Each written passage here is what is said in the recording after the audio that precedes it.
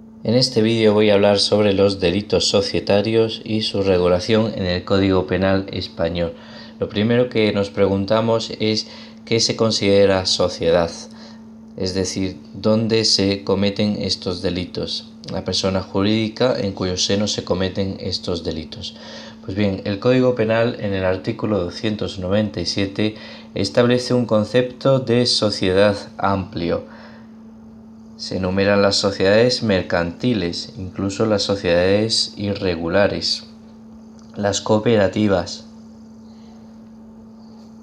las entidades de crédito financieras o las fundaciones. Y deja la puerta abierta, pues señala que cualquier otra entidad de análoga naturaleza a estas. En resumidas cuentas, cualquier persona jurídica que actúe en el tráfico mercantil, que lleve a cabo actos de comercio, se podría entender comprendida dentro de los delitos societarios. Bien, ¿quién comete estos delitos? Pues la mayoría de los casos son los administradores. Los administradores que pueden ser de derecho, es decir, aquellos que son nombrados, los representantes legales de las distintas sociedades, de las fundaciones, de las cooperativas, el consejo rector de una cooperativa, el consejo de administración de una sociedad de capital, etc. Aquellos que son nombrados e inscritos son los administradores de derecho. Pero también pueden cometer el delito los administradores de hecho, que son los que no constan como administradores pero mandan. Pueden usar un testaferro o un administrador de derecho y influir sobre ese administrador de derecho, ese representante legal, pues para tomar ellos las decisiones, para imponer ellos su voluntad. Son los que mandan en el fondo en la sociedad y por eso se les llama administradores de hecho. Pues bien, tanto los administradores de derecho como los administradores de hecho pueden llevar a cabo las siguientes conductas delictivas que voy a enumerar a continuación, que se establecen en el Código Penal. El primer tipo del artículo 290 consiste en falsear cuentas anuales y documentos. Documentos que reflejan la situación jurídica o económica de la entidad, de tal manera que con ello se pueda causar un perjuicio o se cause un perjuicio. Es decir, que puede ser un delito de riesgo y de resultado. Si se lleva a cabo el perjuicio, pues entonces se imponen las penas en su mitad superior. Se aumenta la pena.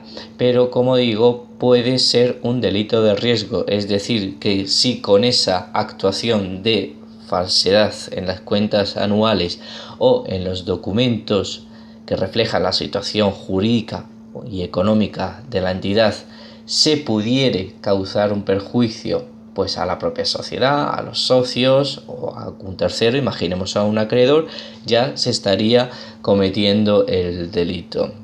Bien, un segundo tipo es cuando por parte del órgano de administración, se regula en el artículo 291 del Código Penal, se imponen acuerdos abusivos que además no redundan en beneficio de la sociedad. Es decir, cuando por un órgano de administración se adoptan acuerdos abusivos, hay normas para combatirlos. Pero si eso perjudica a la sociedad, a los socios, y además no redundan, no aportan un beneficio a la sociedad, sino que solo aportan pues un beneficio al lucro del propio órgano de administración, entonces se estaría cometiendo el delito. Es una administración desleal. Bien, relacionado con este también el del artículo 292 del Código Penal se refiere a imponer o hacer uso de acuerdos lesivos que son adoptados de forma ilícita. El primero eran acuerdos abusivos que se pueden acordar pues con todas las formalidades de mayorías, respetando esas formalidades. Aquí se trata de acuerdos que son lesivos para la sociedad, para un tercero, para un socio, pero que además se han adoptado de forma ilícita, ilegal, por una mayoría ficticia, por abuso de firma en blanco o para atribuir indebidamente el derecho de voto a quienes no tienen ese derecho de voto, bueno, pues para así forzar la mayoría y conseguir que se adopte el acuerdo. Pues este tipo de conductas, este tipo de adopción de acuerdos de una forma contraria a lo que se dispone en la ley o en los estatutos, también sería un delito si con esos acuerdos se produce un perjuicio, es decir, son lesivos. Cuarto, del artículo 293 del Código Penal. Este viene a proteger especialmente a los socios, no tanto a la sociedad sino a los socios, y se trata del delito de obstaculizar derechos del socio. Cuando un administrador restringe, elimina, impide, obstaculiza pues el ejercicio de los derechos de los socios, estaría cometiendo el delito. Pero ¿qué derechos son estos? No todos los derechos de los socios se encuentran comprendidos en este precepto del Código Penal, sino única y exclusivamente el derecho de información, el cual también debe ser ejercido conforme disponen las leyes de cada una de las sociedades. Pues, por ejemplo, habría que ir a la ley de sociedades de capital para ver cómo se regula el derecho de información en las sociedades limitadas, de responsabilidad limitada o sociedades anónimas.